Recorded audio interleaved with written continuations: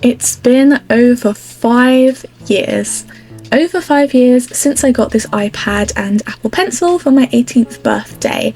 I got this iPad purely for the purpose of drawing, as you can see from my storage, which is 99% taken up by Procreate and the Photos app. This is just an art tablet for me and I never use it for anything else, so after 5 years of using this as a drawing tablet, I think I can give it a pretty fair review from an artist's perspective.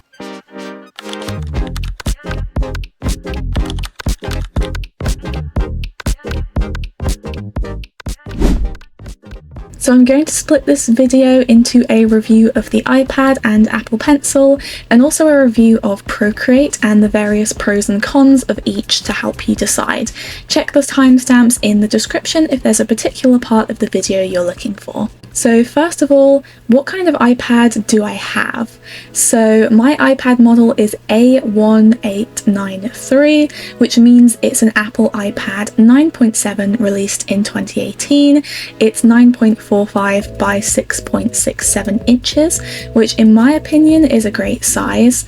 The bigger you get, the more expensive it is, but this one is big enough to be a decent size for me to draw at, and also for it not to be too expensive, and for it to be portable, so I can fit it into my bag and take it when I'm traveling on the train to draw, no problem. It's not bulky, it's very light. This one has 2 GB of RAM and 128 GB of storage, which is roughly 35,500 photos worth of storage, and it only supports the Apple Pencil first generation. So let's talk about the Pencil for a second. This is a first generation Apple Pencil. Any iPad released 2017 or before is not compatible with the Apple Pencil, so keep that in mind if you want to buy an older second-hand one. Just Google and make sure that it can support the Pencil. So I really like the Apple Pencil. I've never had a single problem with it. I've even ran over it with the wheels of my chair and the wires all came out of the end, but I taped it back up and it still works just fine. One time I had a problem where the pencil would only work when I held it at a very specific angle, but it was because the pencil tip was old and worn out and it got dented, so I just replaced it and it was fine. They give you one spare tip when you buy the pencil, and buying more online is very cheap. The pencil connects by Bluetooth. You can charge it by taking off the cap and you plug it into the iPad into the charging slot. It charges super quickly. I've never had a problem with losing the cap, but there are accessories to help you stop losing the cap if that's something you think you would be likely to struggle with. And you can also buy an external charger for the pencil as well if you don't want to just plug it into your iPad. I've never had issues with the pencil lagging. The pencil taps right where you tap it, so on some tablets that have a thick screen, the pen doesn't quite make a mark exactly where you place it down, but you won't have a problem with that with the Apple Pencil because the iPad screens are very thin. The pressure sensitivity is great. I've never had a problem with that. Now, would I recommend going for a second generation pencil over a first gen? No, I absolutely wouldn't. The second generation is more expensive, and for that you get the ability to tap it to change tools, and it also pairs, charges and stores magnetically on the side of your iPad. Who cares? If you have the money to spare, fine, go for it, but it only works with certain newer iPads. The older ones don't support the second generation pencil. I'd just say get the old one unless there's a very specific reason you want the second gen. If you think both the pencils are too expensive for you, there's so many cheap alternative pencils you can find on Amazon with great reviews that cost like £10 to £20. Watch a review and get one of those. I'm sure they probably work just as well as the Apple Pencil. At the end, all you need is for it to connect to your iPad, work on the screen, and have pressure sensitivity for drawing. Let's talk affordability. So looking on Amazon now, a first generation Apple Pencil will set you back around £79, so they're kind of expensive, and a second generation will currently cost you £129. For the iPad itself, well, mine cost me about 100 plus something back in the day, I think like 160 or something, plus at least 80 plus pounds at the time for the pencil. I think it was more expensive back then because it was new, and it's since dropped in price since they have a new second generation pencil out now. So overall it cost me just under £300, I'd say. I've just had a look on Amazon, and you can get a cheaper iPad for around £100+ if they're just a few years older than the newest model, and I'm sure you can probably get a good deal on eBay as well, secondhand, if you really can't afford to buy a new one. In comparison, the cheapest graphics tablet on Amazon I could find costs £220, that's pen included, but I don't know if it's any good. Generally, the popular brand graphics tablets like Wacom and XP Pen will cost you around £300 to £400, or sometimes £1,000 plus if you want a really fancy one. Some are standalone, so they are portable. Others have to be plugged into a PC to work. So the price for an iPad versus a graphics tablet can actually work out pretty similar. I'd just recommend watching some reviews of all of your options. The pros of the iPad and the Apple Pencil are that it's portable. So the iPad is a standalone portable device that integrates everything you need to create digital art. You can draw anywhere without needing a computer to connect to. Depending on what version you buy, and if you buy a third-party pencil as well, it can be decently affordable for beginners. You get access to Apple exclusive apps like Procreate for art and others as well. It's not just an art device, but a multi-purpose tablet. And modern iPads have Retina displays with excellent colour accuracy, high resolution and brightness.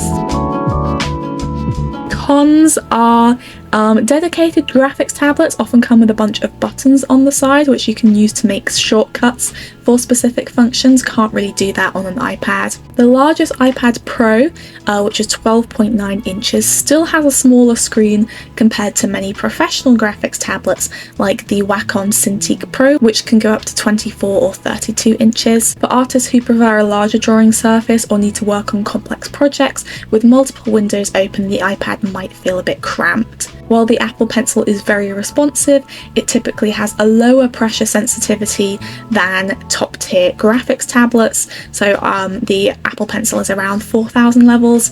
Top graphics tablets can have over 8,000 pressure levels. If you care, I don't really know why you would possibly need that many pressure levels anyway, to be honest.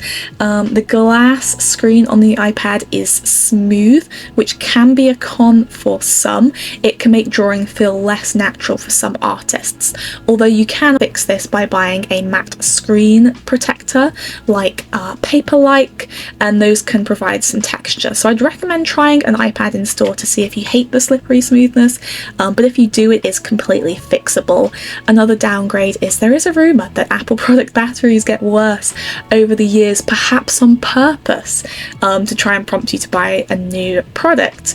For legal reasons, I don't know if this is the case, but I've had my iPad for 5 years now, and it does lose charge quite quickly, so I often have to plug it in while I'm using it. I probably couldn't use it for like an hour and a half straight before I needed to plug it in. And it also charges very slowly these days, but they might have added lightning charging to new devices, I don't know.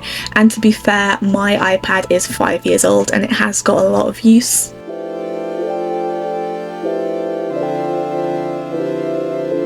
So let's talk about Procreate now. So Procreate is an Apple App Store exclusive art program that is incredibly popular, primarily because it's not an expensive subscription program like Adobe is. It is a one-off $12.99 purchase currently. When I bought it, I think it was like $9.99 a few years ago. And then once you've bought Procreate, you can get all future updates for free. Procreate is very intuitive. As soon as I picked it up, I was able to figure out how to do everything I needed, and then I gradually learned a bit more over the years by exploring the menu options and watching tutorials. And as this is a widely used art program, there's a lot of really good tutorials out there for everything you can do in the program. It comes with a great selection of brushes to start with, and you can easily import more. There's loads of Procreate brushes out there because it's such a popular program, and they're also very easy to install. A big plus is also how Procreate automatically creates a time lapse for you by recording your stroke history. The iPad itself also has inbuilt recording as well, which I sometimes use for my videos.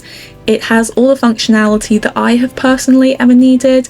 It also supports 3D work, and they've recently released Procreate Dreams, which is specifically built for animation. You can also create a little toolkit thing, which I personally don't have set up, but you can tap 3 fingers and then you can get all the tools that you want up instantly.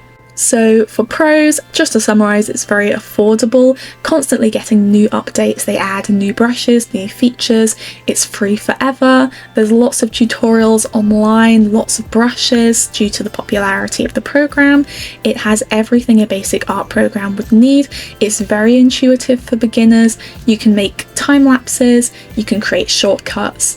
There's a variety of effects, chromatic aberration, noise, gradient mapping, etc. You can create and export GIFs and animation. You can texture 3D objects. Cons, no vector support. It's not a vector program, so Procreate works with pixels. Vectors are shapes, so you can scale them infinitely and they won't become pixelated. Procreate also isn't really suitable for pixel artists either. Although I have made pixel art in the program before, you can make it work by drawing on a very small canvas with custom brushes, and then you can scale it up, but it's not really the best place for pixel or vector artists. There's not really a proper shape tool, which has always bothered me. You can select a rectangular or circular area, but you have to have a steady hand, otherwise you won't be able to make a perfect square or circle. You can't make like a star or a speech bubble. I've always wished that they'd just add a shape tool. Other programs have more features like Clip Studio Paint and Adobe, but those programs do work off subscription or are more expensive. You can't adjust the colours of your whole canvas all at once. Apparently that's a thing in other programs, you have adjustment layers. I've never heard of that before, but you'd have to flatten your whole Procreate canvas to do that, or just do it in post.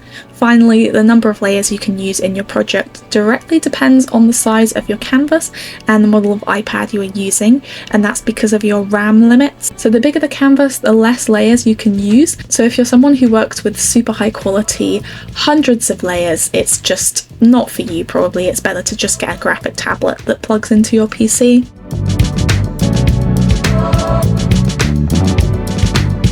So to summarise, I really like my iPad and Procreate combo, and I would recommend it to anyone. I think for someone who is on the go or just looking to try out digital art, it's the perfect beginner's setup. I'd happily buy another iPad and upgrade in the future despite the limitations that I've mentioned, and this video is not sponsored or anything. For professional work though, I would 100% recommend a more expensive graphic tablet due to things like screen size, the amount of layers you can have, vector support, etc. There are vector programs for the iPad, but I don't know much about them. But if you wanted to use Adobe Illustrator, which I've used before and it's the industry standard, I'd probably recommend a graphics tablet for that. So thank you for watching. I hope this was helpful for you to make a decision, iPad or no iPad. Procreate, in my opinion, is 100% worth picking up, I think, just because it's so cheap and you'll have it forever. So why not just try it out if you can?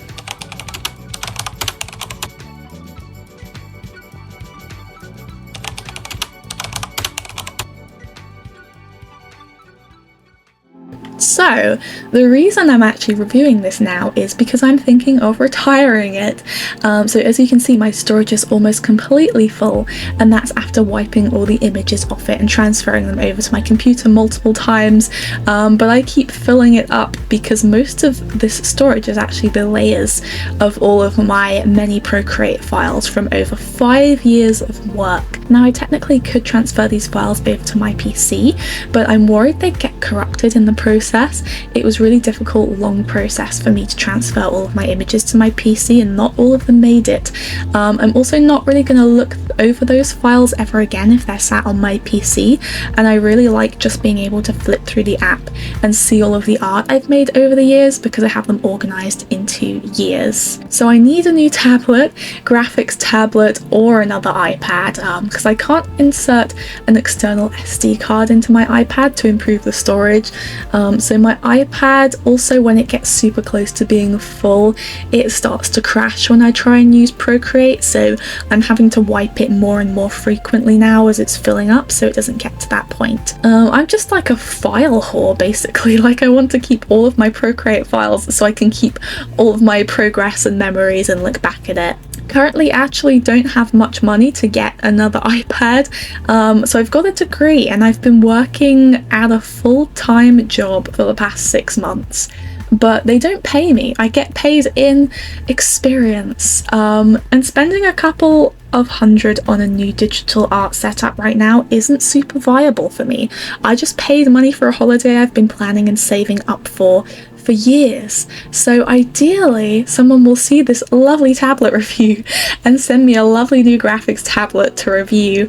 But realistically, I will probably try and open up some cheap commissions soon to raise money for a new tablet, because my iPad is on its last legs in terms of storage. Like, really, it would go on for a couple more years if I didn't hoard files, but I do also think it's probably time for an upgrade for me as well. So yeah, just a heads up, you might be seeing commissions coming out from me soon, and overall I hope that this video was helpful to you guys, and I will see you in the next one. Alright, thank you, bye guys!